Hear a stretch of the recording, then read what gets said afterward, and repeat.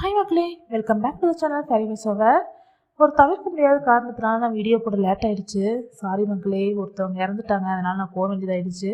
இனிமேல் வீடியோ உங்களுக்கு கரெக்டாக வந்துடும். தொடர்ந்து வீடியோ பார்க்குறதுக்காக சேனலை சப்ஸ்கிரைப் பண்ணி வச்சுக்கோங்க. இன்றைக்கி நம்ம அடுத்த எபிசோட் என்னங்கிறத பார்த்துடலாம். எபிசோட் ஸ்டார்டிங்லேயே சனா வந்துட்டு ஹீரோவோட வீட்டுக்கு போகிறா. அங்கே போய் ஹீரோவோட பெட்லேயே படுத்து தூங்குறா. அப்போ நம்ம ஹீரோ வந்துட்டு எந்திரின்னு சொல்லிட்டு இருக்கும் போதே அவர் வந்து தடிக்குட்டு நம்ம சனா மேலேயே விழுந்துடுறாரு.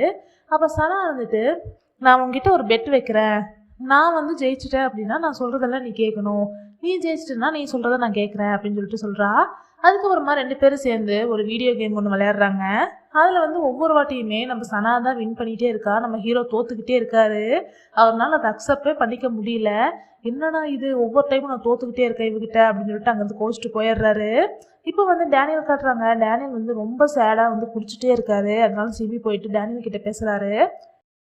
சிபி வந்து டேனியல் திட்டிகிட்டு இருக்காரு. எதுக்குள்ள இந்த மாதிரி குடிச்சிக்கிட்டே இருக்க, ஏன் என்னோட ஹெல்த்தை ஸ்பாயில் பண்ணிக்கிறேன்னா சொல்லி திட்டிகிட்டு இருக்காரு. என்னோட ஹெல்த்துக்கு என்னானாலும் யாருக்கும் கவலை கிடையாது, நீ எதுக்காக கவலைப்படுறேன்னா சொல்லி நம்ம சிபியை திட்டிக்கிட்டு டேனியலும் வந்து குடிச்சிக்கிட்டே இருக்காரு. அப்போ ஒரு கால் வருது. யாருன்னு அட்டன் பண்ணி கேட்கும் போது நம்ம டேனியலோட வீட்டிலேருந்து தான் கால் வந்திருக்கு. அவங்க என்ன சொல்கிறாங்கன்னா, அவங்க அம்மாவுக்கு திடீர்னு உடம்பு ரொம்ப முடியாமல் போயிடுச்சு, நாங்கள் ஹாஸ்பிட்டலில் அட்மிட் பண்ணியிருக்கோம், அவங்க இப்போ கொஞ்சம் ஓகேவாக இருக்காங்க, உங்களை மீட் பண்ணணும்னு நினைக்கிறாங்கன்னு சொல்கிறாங்க. ஆனால் நம்ம டேனியல் வந்துட்டு, நான் கொஞ்சம் பிஸியாக இருக்கேன், என்னால் வர முடியாதுன்னு சொல்லி காலை கட் பண்ணிடுறான்.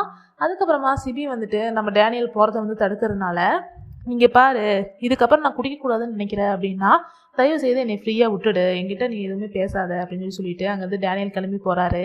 டேனியல் எங்கே போகிறாருன்னு பார்த்தா ஜெனிஃபரை மீட் பண்ணுறதுக்காக தான் போகிறாரு. போயிட்டு, அன்றைக்கி நீ வந்து என்கிட்ட டேட்டிங் வரியான்னு கேட்டிருந்தே இல்லை, இப்போ இன்னுமே வந்து அந்த மாதிரி நீ டேட்டிங் வரணும்னு ஆசைப்பட்றியா அப்படின்னு சொல்லிட்டு டேனியல் கேட்குறாரு ஜெனிஃபர் கிட்ட. ஜெனிஃபரும் ஒரு வேளை மனசு மாறிட்டான் போல இருக்குது அப்படின்னு சொல்லி யோசிச்சுட்டு நம்ம டேனியல் கூட டேட்டிங் போகிறாங்க. ஃபர்ஸ்ட்டாக எங்கே கூப்பிட்டு வந்திருக்காருன்னு பார்த்தா ஒரு கிளப்புக்கு தான் கூப்பிட்டு வந்திருக்காரு. அங்கே கூப்பிட்டு வந்து உட்காந்துட்டா நம்ம ஜெனிஃபருக்கு ரொம்ப அன்கம்ஃபர்டபுளாகவே இருக்குது. ஒரு மாதிரி அன்கம்ஃபர்டபுளாக உட்காந்துருக்காங்க. அங்கே போக வர பொண்ணுங்க எல்லாருமே வந்து டேனியலை பார்த்து ஹாய் ஹாய் டார்லிங் அப்படிலாம் சொல்லிகிட்டே இருக்காங்க. நம்ம டேனியலும் ஹாய் எல்லாம் சொல்லிட்டு இருக்காரு. இதெல்லாம் பார்த்து நம்ம ஜெனிஃபர் கொஞ்சம் கோவம் வந்துட்டு தான் இருக்குது. அதில் ஒரு 2 பொண்ணுங்க வந்துட்டு நம்ம டேனியல் பக்கத்துலேயே வந்து உட்காந்து ரொம்ப க்ளோஸாக பேசிகிட்டு இருக்காங்க. இதெல்லாம் பார்க்குறதுக்கு ஜெனிஃபர் சுத்தமாக பிடிக்கவே இல்லை. நம்ம டேனியலும் ரொம்ப வந்து அந்த பொண்ணுங்கிட்ட ஒட்டி பேசிகிட்டு இருக்காரு. ஜெனிஃபருக்கு வந்து இதெல்லாம் ரொம்ப இரிட்டேட்டிங்காக இருக்குது. என்னடா இவங்க இப்படி இருக்காங்கன்னு சொல்லிட்டு அங்கேருந்து கோவப்பட்டு எழுந்திரிச்சு வாஷ்ரூம் போயிடுறாங்க. அங்கே போயிட்டு அவங்க யோசிச்சுக்கிட்டே இருக்காங்க, ஒரு வேளை டேனியல் இப்படி தானோ, அவன் வேணுனே நீ வெறுப்பேற்றிருக்காங்க தான் கூப்பிட்டு வந்தானோ அப்படிலாம் சொல்லி யோசிச்சுக்கிட்டு, சரி இதுக்கப்புறம் வந்துட்டு எதுவும் பேச வேண்டாம், நம்ம கிளம்பலான்னு சொல்லி நம்ம ஜெனிஃபர் அங்கேருந்து கிளம்பலான்னு போகிறாங்க. பார்த்தா அங்கேயே வந்து நம்ம டேனியல் வெயிட் பண்ணிட்டு இருக்காரு. என்ன நீ எங்கோ டேட்டிங் வரணும்னு சொன்ன, இதுக்கே இப்படி கோவப்பட்டா எப்படி, சரி வா போகலாம், வா வேற ஒரு இடத்துக்கு போகலாமான்னு சொல்லிட்டு நம்ம ஜெனிஃபரை கூப்பிட்டு ஒரு ரெஸ்டாரண்ட் போகிறாரு. அங்கே பார்த்தா டேனியலோட அப்பா தான் உட்காந்துருக்காரு. அவர்கிட்ட இந்த பொண்ணை தான் நான் லவ் பண்ணுறேன் அப்படின்னு சொல்லிட்டு இன்ட்ரடியூஸ் பண்ணுறாரு. அப்போ டேனியலோட அப்பாவுமே வந்துட்டு என்னதான் வந்து ஒரு மாதிரி கெட்டவராக இருந்தாலுமே நம்ம பையனோட லவ்வர்னு சொல்லிட்டு ரொம்ப நம்ம ஜெனிஃபரை நல்லா மரியாதையாக தான் ட்ரீட் பண்ணிட்டு இருக்காரு. இது சாப்பிடுமா அது சாப்பிடுமான்லாம் சொல்லிட்டு. அப்போ நம்ம டேனியலும் இருந்துட்டு வேணும்னே வந்து அவங்க அப்பாவை வந்து டென்ஷன் பண்ணணுங்கிறதுக்காகவே ரொம்ப மோசமாக தான் பேசிகிட்டே இருக்காரு. என்ன இந்த பொண்ணை உங்களுக்கு ரொம்ப பிடிச்சிருச்சா, ஏன் உங்களோட பழைய லவ்வர் ஞாபகம் வந்துட்டாங்களா அப்படிலாம் சொல்லி ரொம்ப மோசமாக பேசிட்டு, வேணா இந்த பொண்ணை கூட நீங்கள் லவ் பண்ணிக்கலாம், ஒன்றும் பிரச்சனை இல்லை, நான் உங்களுக்காக விட்டு கொடுத்துட்றேன் அப்படிலாம் சொல்லி டேனியல் சொல்லிட்டு இருக்கான். என்ன எங்கள் அப்பா உனக்கு பிடிச்சிருக்கா அப்படின்னு சொல்லிட்டு ஜெனிஃபர்கிட்ட கேட்கும்போது ஜெனிஃபருக்கு ரொம்ப கோவம் வந்துடுது. அதனால் அங்கே இருக்கிற தண்ணி எடுத்து நம்ம டேனியலோட மூஞ்சிலேயே ஊற்றிட்டு, நீ இதுக்கப்புறம் என்கிட்ட பேசாதுன்னு சொல்லிட்டு அங்கேருந்து கோவமாக ஜெனிஃபர் கிளம்பி போயிடுறாங்க. இப்போ டேனியல் வந்துட்டு அவங்க அப்பாட்ட, பார்த்தீங்களா இந்த மாதிரி ஒரு நல்ல பொண்ணு எப்படி நம்ம குடும்பத்துக்கு செட் ஆகும் சொல்லுங்கள், ஏன்னா வந்து எங்கள் அம்மா சீரியஸாக அங்கே இருக்காங்க, நான் பையன், நான் வந்து இங்கே லவ் பண்ணிட்டு சுற்றிட்டு இருக்கேன், நீங்கள் ஹஸ்பண்டு, நீங்களும் ஜாலியாக தான் சுற்றிட்டு இருக்கீங்க, ஒரு பொண்டாட்டி பற்றி கவலை இல்லை, அவங்க செத்தா என்ன பொழைச்சா என்னன்னு இருக்கீங்க, இந்த மாதிரி குடும்பத்துக்குள்ளே எப்படி வந்தால் நல்லா இருக்க முடியும், அதனால தான் இந்த மாதிரிலாம் பண்ணேன்னு சொல்லிட்டு டேனியல் சொல்லிட்டு இருக்கான். நீ என்னை கஷ்டப்படுத்துறதுன்னு நினச்சி ஒரு பொண்ணோட மனசு தான் ரொம்ப கஷ்டப்படுத்திட்டு இருக்கேன்னு சொல்லிட்டு அவங்க அப்பாவும் அங்கே வந்து கிளம்பி போயிடுறாரு. இப்போ வந்து நம்ம ஹீரோவை கட்டுறாங்க. நம்ம ஹீரோவும் சனாவும் வந்துட்டு ஒரு ஷாப்பிங் மாலுக்கு தான் வந்திருக்காங்க. எதுக்கு அப்படின்னா, நம்ம ஹீரோ வந்து தோத்துட்டார் இல்லையா அந்த பெட்டில், அதனால சனா சொல்கிற பேச்சு தான் இங்கே ஒரு நாள் ஃபுல்லாக கேட்கணுங்கிறதுக்காக. இப்போ சனா வந்துட்டு இங்கே நம்ம நிறைய ஷாப்பிங் பண்ண வேண்டியது இருக்குன்னு சொல்லிட்டு இருக்கா. அப்போ நம்ம ஹீரோவும், அப்படி என்ன ஷாப்பிங் பண்ண போகிற, ஏன்னா தனியாக குக் பண்ணி சாப்பிடவா போகிற அப்படிலாம் சொல்லி கேட்டிருக்காரு. சொல்கிறது மட்டும்தான் நீ செய்யணும், எதுவும் பேசக்கூடாதுன்னு சொல்லிட்டு நம்ம ஹீரோவை கூப்பிட்டு போய் ஷாப்பிங்லாம் பண்ணிட்டு இருக்கா. அப்போ அங்கே வந்து நிறையா ஃப்ரீ ஃபுட்டெல்லாம் கொடுத்துட்ருக்காங்க சாம்பிள்ஸ் பார்க்குறதுக்காக. அதை வந்துட்டு நம்ம சனா போய் இந்த இது சாப்பிட்டு பாருன்னு சொல்லி நம்ம ஹீரோட்ட கொடுக்குறா. ஆனால் நம்ம ஹீரோ வந்துட்டு எனக்குலாம் இதெல்லாம் வேண்டாம் அப்படின்னு சொல்லி சொல்கிறாரு. ஆனால் சனா வந்து நல்லா சாப்பிட்றது பார்த்துட்டு ரொம்ப நல்லா டேஸ்ட்டாக இருக்குமோ அப்படின்னு சொல்லிட்டு ஒன்று எடுத்து சாப்பிட்டு பார்க்குறாரு. அவருக்கும் ரொம்ப பிடிச்சிருது. அதனால் அங்கே இருக்கிற ஃபுல்லாத்தையுமே எடுத்து சாப்பிட்ருக்காரு. அப்போ அந்த கடைக்காரங்களும் முறைச்சு பார்த்துட்டு இருக்காங்க. இப்போ ஷாப்பிங்லாம் முடிச்சதுக்கப்புறமா சனா வந்து நம்ம ஹீரோவை கூப்பிட்டு நம்ம ஹீரோனோட வீட்டுக்கு தான் வந்துட்டுருக்காங்க. அந்த ரோடை பார்த்தோன்னே நம்ம ஹீரோவுக்கு தெரிஞ்சிருது இது ஜான்சி இருக்கிற ஏரியா வச்சு அப்படின்னு சொல்லி யோசிச்சுட்டு இங்கே கூப்பிட்டு வர அப்படின்னு சொல்லி கேட்குறாரு. இங்கே தான் வந்து ஜான்சியோட வீடு இருக்குது. அவள் புதுசாக ஒரு வீட்டில் மாற்றி வந்திருக்கா. அந்த வீட்டுக்கு தான் நம்ம போகிறோம். அவளுக்கு கொஞ்சம் திங்ஸ் எல்லாம் தேவைப்படும்ல, அதனால தான் இதில் ஷாப்பிங் பண்ணிட்டு வந்தேன்னு சொல்லிட்டு நம்ம ஹீரோனோட வீட்டுக்கு வராங்க 2 பேருமே. அங்கே வந்து பார்த்தா நம்ம ஹீரோயின் காணோம். ஹீரோயினோட தம்பி மட்டும் தான் இருக்காங்க. அதனால் அவன் வந்து இவங்க 2 பேர்த்துக்கும் வந்து நூடுல்ஸ் எல்லாம் பண்ணி கொடுக்குறான். நம்ம நூடுல்ஸ் தான் வந்து நம்ம ஹீரோக்கு ரொம்ப பிடிக்குமே. அதனால் வந்துட்டு அவர் அந்த நூடுல்ஸை ஃபுல்லாக சாப்பிட்லான்னு பார்க்குறாரு. ஆனால் சனா வந்துட்டு அந்த ஹீரோட்ட இருந்தே நூடுல்ஸ் எல்லாம் ஃபுல்லாக பிடுங்கிட்டு போய் தனியாக உட்காந்து ஃபுல்லாத்தையுமே அவளே சாப்பிட்றா. இப்போ நம்ம ஹீரோ வந்துட்டு நீ சாப்பிட்லையாடான்னு சொல்லிட்டு நம்ம விக்கி கிட்டே கேட்கும்போது விக்கி இருந்துட்டு இல்லை எனக்கு நூடுல்ஸ் எல்லாம் சாப்பிட்டு போர் அடிச்சிருச்சு. எனக்கு ஏதாவது புதுசாக சாப்பிட்ணுன்னு தோணும்.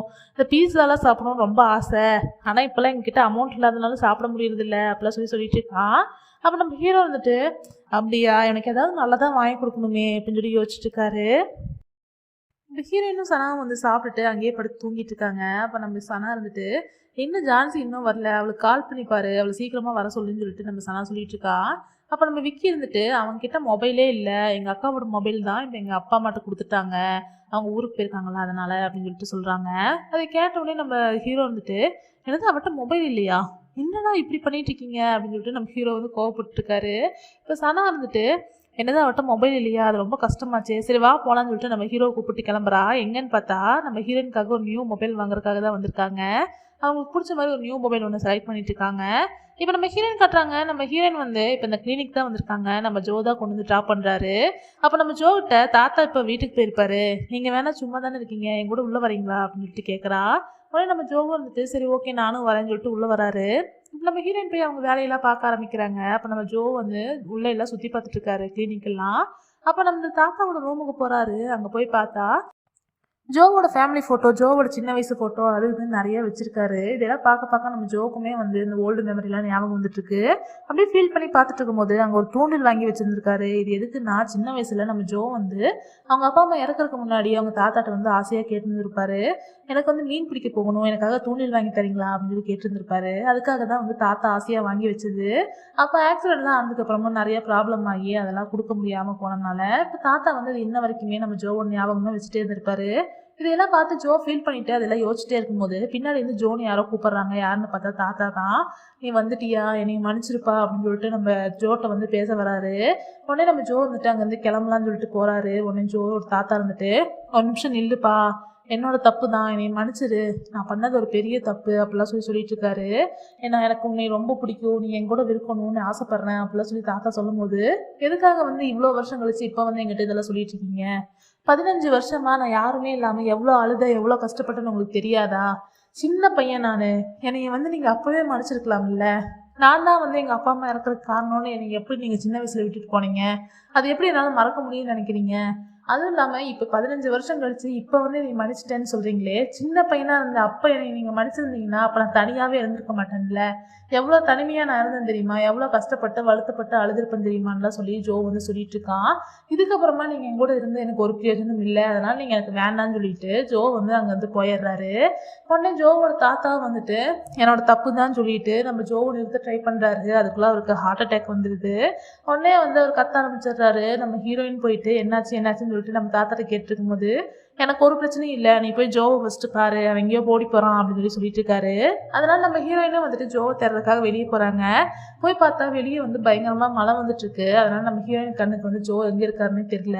நம்ம ஹீரோயின் வேற ஒரு பக்கம் வந்து நம்ம ஜோ தேடிட்டே போகிறாங்க. ஆனால் ஜோ வந்து இன்னொரு பக்கமாக வேற வீட்டுக்கு வந்துட்டு இருக்காரு. அது வர வழியில் ஃபுல்லாகவே வந்து சின்ன வயசில் நடந்ததெல்லாம் யோசிச்சுட்டே வந்துட்டு இருக்காரு. சின்ன வயசில் என்ன நடந்திருக்கும் அப்படின்னா அவங்க அப்பா அம்மா இறந்ததுக்கு அப்புறமா அந்த ஃபியூனரலில் வந்து ஜோ ரொம்ப பயங்கரமாக அழுதுட்டு இருப்பாரு. அவர் சின்ன பையன், அவருக்கு ஒன்றுமே தெரியாது. அந்த டைமில் வந்து ஜோவோட தாத்தா ரொம்ப கோபமாக இருக்கிறதுனால அவர் அங்கேருந்து வந்து கார் எடுத்துகிட்டு கிளம்பிடுவார். ஜோ பின்னாடியே வந்து தாத்தா நில்லுங்கன்னு சொல்லிட்டு அழுதுகிட்டே வருவான். ஆனால் அவர் கண்டுக்காமல் அங்கேருந்து கார் எடுத்துகிட்டு கிளம்பிடுவார். அப்போயே அங்கேயே விழுந்தா ரொம்ப அழுதுகிட்டே இருந்திருப்பான். அந்த வயசுலேருந்தே இப்போ வரைக்கும் வந்து அவன் ரொம்ப தனிமையிலேயே தான் வளர்ந்துட்டு இருந்திருப்பான். அதையெல்லாம் யோசிச்சு தான் ஜோ இப்போ வரைக்கும் ஃபீல் பண்ணிட்டு இருக்காரு. அது இதான் தாத்தா நான் ரொம்ப கோவமாக இருக்காரு. இப்போ அவர் வீட்டுக்கு வந்து பார்த்தா அங்கே தான் நம்ம ஹீரோயின் வந்து வெயிட் பண்ணிட்டு இருக்காங்க. எப்படியுமே ஜோ வீட்டுக்கு தான் வருவாருன்னு சொல்லிட்டு நம்ம ஹீரோயின் வந்து ஜோவை பார்த்ததுமே என்னாச்சு உங்களுக்கு, ஏன் இப்படி பண்ணுறீங்கன்னு சொல்லி கேட்கும் போதே நம்ம ஜோ வந்து அப்படியே மயங்கி நம்ம ஹீரோயின் மேலேயே விழுந்துடுறாரு. அப்போ நம்ம ஹீரோயினும் வந்து ஜோவெல்லாம் கூப்பிட்டு போய் உள்ள பெட்ல எல்லாம் படுக்க வைக்கிறாங்க. இப்போ டேனியல் கட்டுறாங்க. டேனியல் வந்து ரொம்ப ட்ரிங்க்ஸ் பண்ணிவிட்டு சுத்தமாக அவனால் நிற்க கூட முடியல. அவன் வீட்டுக்கு வந்து அவனோட டோரை கூட அவனால் ஓப்பன் பண்ண முடியல. அப்படியே சாவியெல்லாம் கீழே போட்டு விழுந்துடுறான். அப்போ அங்கே ஜெனிஃபர் வந்து டேனியலை ஃபாலோ பண்ணிகிட்டே வந்ததுனால டேனியலை வந்துட்டு டோரெல்லாம் ஓப்பன் பண்ணி உள்ளே கொண்டு போய் படுக்க வைக்கிறான். படுக்க வச்சுட்டு அங்கேருந்து கிளம்பலான்னு போகும்போது டேனியல் வந்து நம்ம ஜெனிஃபரோட கையை பிடிச்சிட்டு புலம்பிகிட்டே இருக்கான். என்ன பண்ணுறதுனே தெரில, ஏன் என்னோடய குடும்பம் மட்டும் இப்படி இருக்குது, நானும் எங்கள் அப்பா மாதிரியே மாறிடுவேனா, ஃப்யூச்சரில் என்னோடய ஒய்ஃபை என்னை நினச்சி கவலைப்பட்டு உடம்பு சரியில்லாமல் ஆயிடுவாளா, என்னோடய பையனும் என்னை மாதிரியே மாறிடுவானா அப்படிலாம் சொல்லிட்டு ரொம்ப ஃபீல் பண்ணி புலம்பிகிட்ருக்கான். அதுக்கப்புறமா தான் ஜெனிஃபருக்குமே ரியலைஸ் பண்ணுறா, ஆமாம் அவங்க அப்பானால தான் இவன் இப்படி இருக்கான் போல இருக்குது அப்படின்னு சொல்லிட்டு யோசிச்சுட்ருக்கா. இப்போ வந்துட்டு நம்ம ஹீரோயின் காட்டுறாங்க. ஜோவை கொண்டு போய் பெட்டில் எல்லாம் படுக்க வச்சுட்டு அவருக்கு ரொம்ப ஃபீவராக இருக்குது. அதனால் வந்துட்டு நம்ம ஜோவுக்கு வந்து ஜில்லுன்னு தண்ணியெல்லாம் வச்சு அவங்களுக்கெல்லாம் வந்து துணியெல்லாம் போட்டு விட்டு ஃபஸ்ட்டு எல்லாம் பண்ணிகிட்ருக்காங்க. அதெல்லாம் பண்ணி முடிச்சுட்டு ஜோ நல்லா தூங்கும் போது நம்ம ஹீரோயினோட கையை வந்து அவன் இறுக்கமாக பிடிச்சிட்டு தூங்கிட்டு இருக்கான். நம்ம ஹீரோயினும் வந்துட்டு ஜோவை நினச்சி ஃபீல் பண்ணிக்கிட்டே கொஞ்ச நேரம் அவன் கூடயே இருக்காங்க. அதுக்கப்புறமா அடுத்த நாள் மார்னிங் வந்து ஜோக்கு வந்து நல்லா ஹெல்த்தியான ஃபுட்டெல்லாம் வந்து குக் பண்ணி வச்சுட்டு அங்கேருந்து கிளம்புறாங்க. நம்ம ஹீரோ வந்து நம்ம ஹீரோயின் வருவான்னு சொல்லிட்டு நைட்லாம் வந்து வெயிட் பண்ணி பார்த்துட்டே இருக்காரு ஜன்னலில், வந்துட்டாளான்னு சொல்லிட்டு. நம்ம ஹீரோயின் வந்து காணோன்னு சொல்லிட்டு காலையில் வரைக்கும் தூங்காமல் வெயிட் பண்ணிட்டு இருக்காரு. இப்போ நம்ம ஹீரோயின் வந்து காலைல வீட்டுக்கு வரும்போது நம்ம ஹீரோ வந்துட்டு எங்கே போயிருந்தேன் நேற்று நைட்டு, சொல்லணும்னு கூட தெரியாதா, நைட்டு ஃபுல்லாக எங்கே இருந்த அப்படின்னு சொல்லி கேட்டிருக்காரு. அப்போ நம்ம ஹீரோயின் வந்துட்டு நான் எதுக்குடா உனக்கு சொல்லணும், உனக்குலாம் எக்ஸ்பிளைன் பண்ணணும்னு எனக்கு எந்த அவசியம் இல்லைன்னு சொல்லிட்டு நம்ம ஹீரோயின் வீட்டுக்குள்ளே போகிறாங்க. அப்போ வீட்டுக்குள்ளே போகும்போது நம்ம ஹீரோ வந்துட்டு இவருக்கு என்ன தைரியம் பாரு, எங்கிட்ட சொல்லாமல் கூட போகிறா அப்படின்னு சொல்லிட்டு இருக்காரு. இப்போ ஜோ கட்டுறாங்க. ஜோ வந்துட்டு தூங்கி எழுந்திரிச்சதுமே டைனிங் டேபிள் போய் பார்க்குறாரு. அங்கே நம்ம ஹீரோயின் வந்து நல்லா ஹெல்த்தியான ஃபுட்டெல்லாம் சமைச்சு வச்சுட்டு போயிருக்காங்க. அதெல்லாம் வந்து ஜோ வந்து ஃபீல் பண்ணிக்கிட்டே சாப்பிட்ருக்காரு. இப்போ ஹீரோவோட அம்மாவை காட்டுறாங்க. அவங்க ட்ரிப்பெல்லாம் போயிட்டு வந்துடுறாங்க. அந்த உடனே மேனேஜர் கிட்ட ஜேசன் என்ன பண்ணுறான், சனா கூட எப்படி பழகுறான் அப்படிலாம் சொல்லி கேட்டிருக்காங்க. மேனேஜரும் வந்துட்டு நம்ம ஜேசன் தம்பி ரொம்ப நல்ல பையனாக தான் இருக்காரு, கரெக்டாக ஸ்கூல் போயிட்டு வராரு, எல்லாமே கரெக்டாக தான் பண்ணுறாரு, சனாவும் வந்து இங்கே வந்துட்டு தான் போயிட்டு இருக்காங்க, அடிக்கடி நல்லா அப்படி பேசிட்டு தான் இருக்காங்க அப்படிலாம் சொல்லிட்டு இருக்காரு. அப்போ நம்ம ஹீரோவோட அம்மா வந்துட்டு சரி ஓகே அந்த பொண்ணு கூட என்ன பேசிகிட்டு இருக்கான் அப்படின்னு சொல்லி கேட்குறாங்க. அந்த பொண்ணுக்குள்ள நம்ம தம்பி பேசவே இல்லையே அப்படின்னு சொல்லிட்டு மேனேஜர் சொல்லும் போது அப்படியான்னு சொல்லிட்டு சில ஃபோட்டோஸ்லாம் எடுத்து காட்டுறாங்க. என்னன்னு பார்த்தா நம்ம மேனேஜரை நம்பாமல் அவங்க நிறையா வந்து ஆட்கள்லாம் வச்சுட்டு போயிருப்பாங்க. ஹீரோவோட அம்மா அவங்கெல்லாம் வந்து நிறைய டீட்டெயிலாம் வந்து கொடுத்துட்டே இருந்திருப்பாங்க ஹீரோவை பற்றி. அவங்க வந்து இந்த மாதிரி நம்ம ஹீரோ வந்து அங்கே போய் தங்கி இருக்கிறது, நம்ம ஹீரோயின் கூட பேசுறது, அங்கே உட்காந்து சாப்பிட்றது எல்லாமே ஃபோட்டோ எடுத்துப்பாங்க. அதெல்லாம் பார்த்துட்டு நம்ம மேனேஜரும் வந்துட்டு சாரி நான் இது தெரியாமல் கவனிக்காமல் விட்டுட்டேன், இது தப்பை நானே சரி பண்ணுறேன்னு சொல்லிட்டு நம்ம மேனேஜர் அங்கேருந்து போகிறாரு. இப்போ நம்ம ஹீரோ காட்டுறாங்க. நம்ம ஹீரோ போயிட்டு ஹீரோயின்கிட்ட பேசிட்டு இருக்காரு. நான் உங்ககிட்ட கேள்வி கேட்டே இருக்கேன், நீ பாட்டுக்கு போயிட்டு இருக்கேன், நேற்று நைட்டு எங்கே தான் போயிருந்தேன், உனக்கு ஏதாவது ஆயிருந்தா நான் என்ன பண்ணுறது அப்படிலாம் சொல்லி ஹீரோ சொல்லிட்டு இருக்காரு. அப்போ நம்ம ஹீரோயின் வந்துட்டு எனக்கு என்னன்னா உனக்கு என்ன பிரச்சனை, நீ எதுக்காக தேவையில்லாமல் என்னை பற்றி கவலைப்பட்டுருக்க, இது என்னோட லைஃப், என்ன பண்ணணும்னு எனக்கு தெரியும், என்னோட ப்ரைவசியில் நீ தலையிடாதுன்னு சொல்லிட்டு நம்ம ஹீரோயின் அங்கே வந்து கோவமாக கிளம்பி போயிடுறாங்க. இப்போ வந்துட்டு சாயங்காலமாக காட்டுறாங்க. நம்ம விக்கி வந்து ஸ்கூல்லேருந்து வந்துட்டு இருக்கும்போது அங்கே வந்து யாரோ வந்து நம்ம விக்கியை கூப்பிட்டு போகிறாங்க. யாருன்னு பார்த்தா ஒரு பீட்சா கடையில் தான் ஒரு வேன் ஃபுல்லாக பீட்சா வச்சிருக்காங்க. இது உனக்காக தான் சொல்லிட்டு நம்ம ஒரு லெட்டர்ஸ்லாம் ஓடிட்டு இருக்கு, விக்கி உனக்காக தான் இது அப்படின்னு சொல்லிட்டு. நமக்காக யாரா இதெல்லாம் கொடுத்துருப்பான்னு சொல்லிட்டு விக்கி யோசிச்சுட்டு இருக்கான். யாருன்னு பார்த்தா நம்ம ஹீரோ தான். இந்த இதெல்லாம் உனக்காக தான், என்கிட்ட சொன்னீங்களா உனக்கு பீட்சா தான் பிடிக்கும்னு, சாப்பிடுன்னு சொல்லி நம்ம ஹீரோ சொல்றாரு.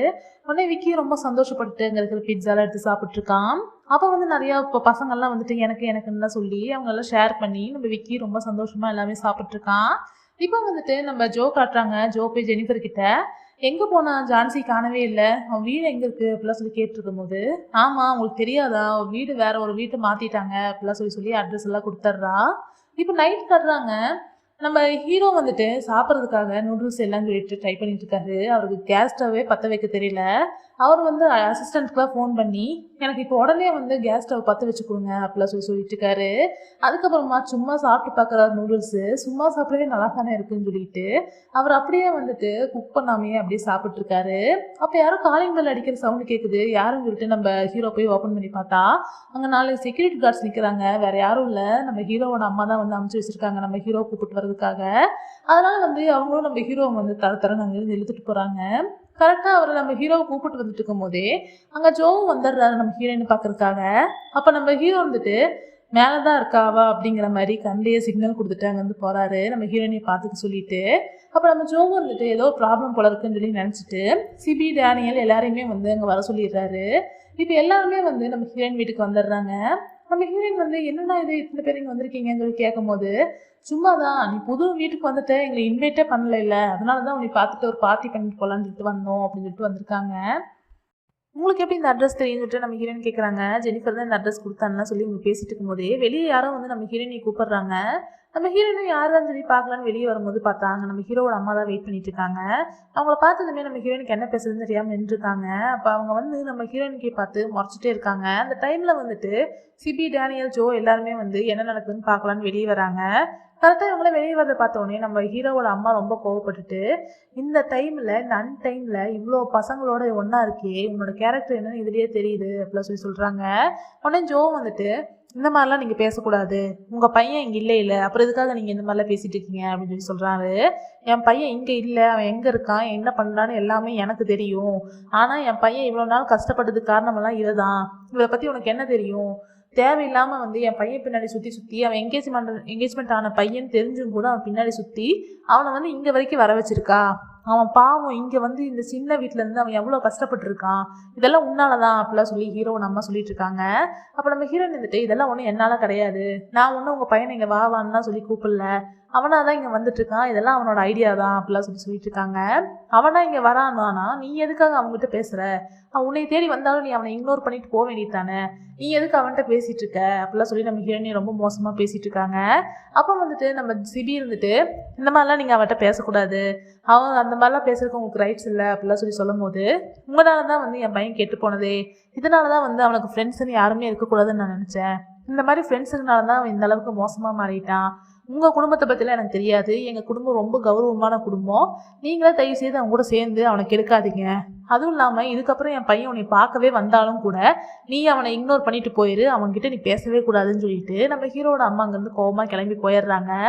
இப்போ வந்துட்டு நம்ம அடுத்த நாள் காட்டுறாங்க, நம்ம ஹீரோயினோட தம்பியும் வந்துட்டு இந்த பேப்பரு பால் எல்லாமே போட்டுட்டு வீட்டுக்கு வராங்க. வந்து பார்த்தா 4 செக்யூரிட்டி கார்ட்ஸ் கீழே இறங்கி போகிறாங்க. அதை பார்த்தோன்னே நம்ம ஹீரோயின் வந்துட்டு பயந்துட்டு, என்னடா திரும்பவும் வந்துட்டாங்களான்னு சொல்லிட்டு மேலே வந்து பார்த்தா அங்கே வந்து நம்ம சிபி டேனியல் ஜோ அதுக்கப்புறம் வந்து ஜெனிஃபர் எல்லாம் 4 பேருமே வந்துட்டு அங்கே வந்து நிறைய பெயிண்ட்டு அது இதெல்லாம் வாங்கி வச்சு நின்றுருக்காங்க.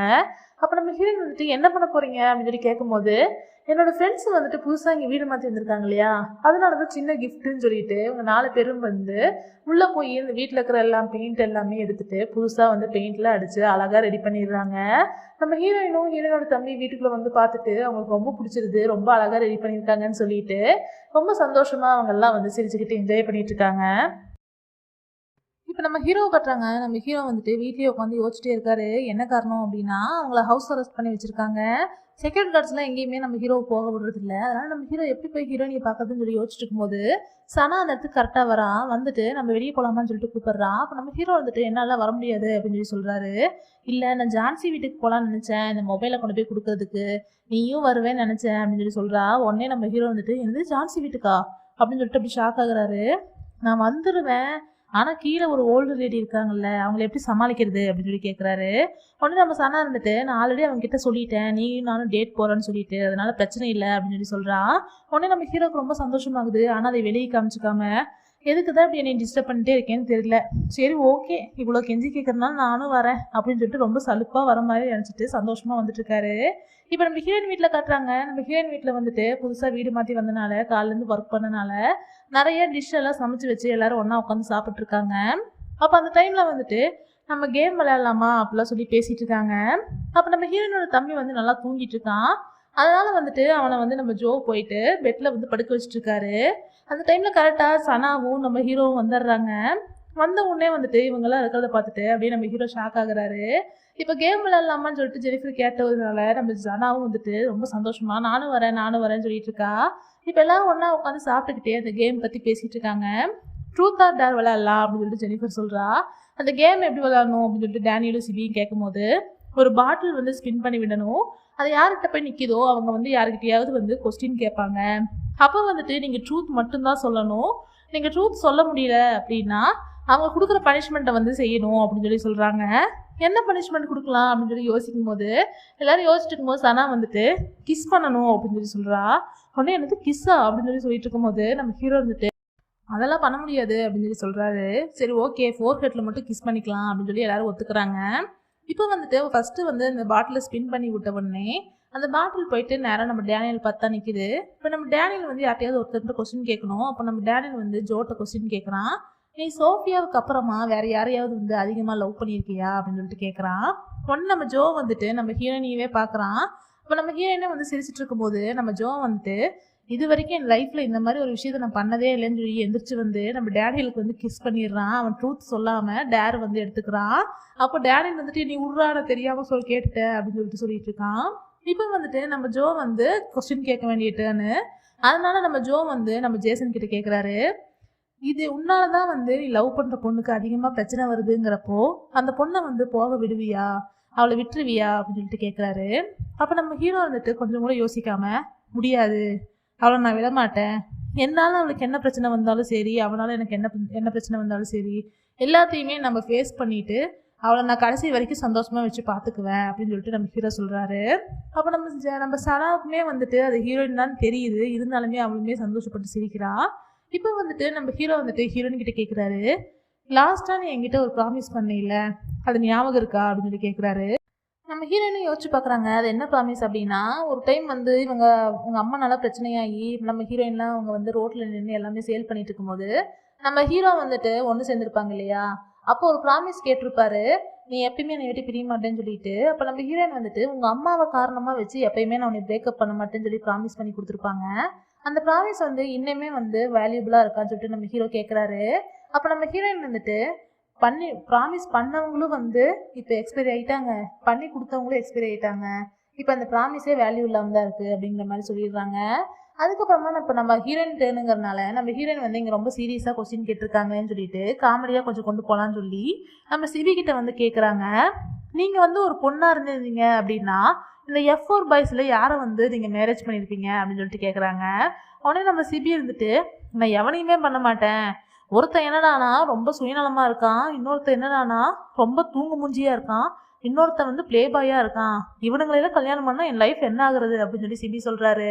உடனே இவங்க 3 பேரும் என்னது நான் வந்து தூங்கு மூஞ்சியா, என்னது நான் சுயநலவாதியா, ஏன்னா நான் ப்ளே பாயான்னு சொல்லிட்டு 3 பேர் சேர்ந்து நம்ம சிவி போட்டு அடிச்சிட்டு இருக்காங்க.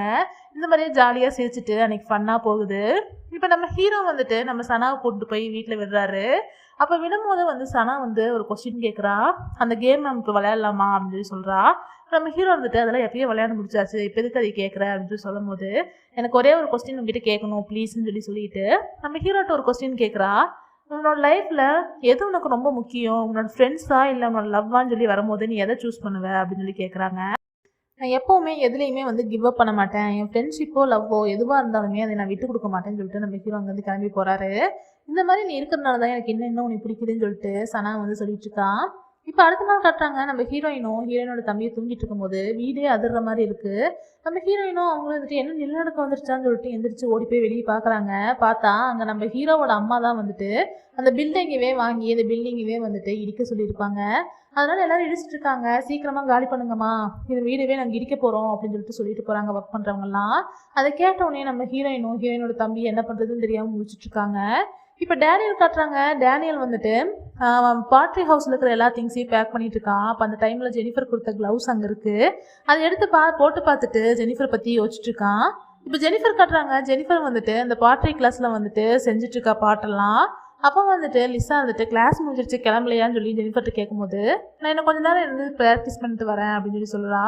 சரி ஓகே நாங்கள் முன்னாடி கிளம்புறோம், நீ பின்னாடி வான்னு சொல்லிட்டு லிசா அங்கேருந்து கிளம்பும்போது லிசாவோட பேக்கில் ஒரு கீச்செயின் மாதிரி ஒன்று வச்சுருக்கா.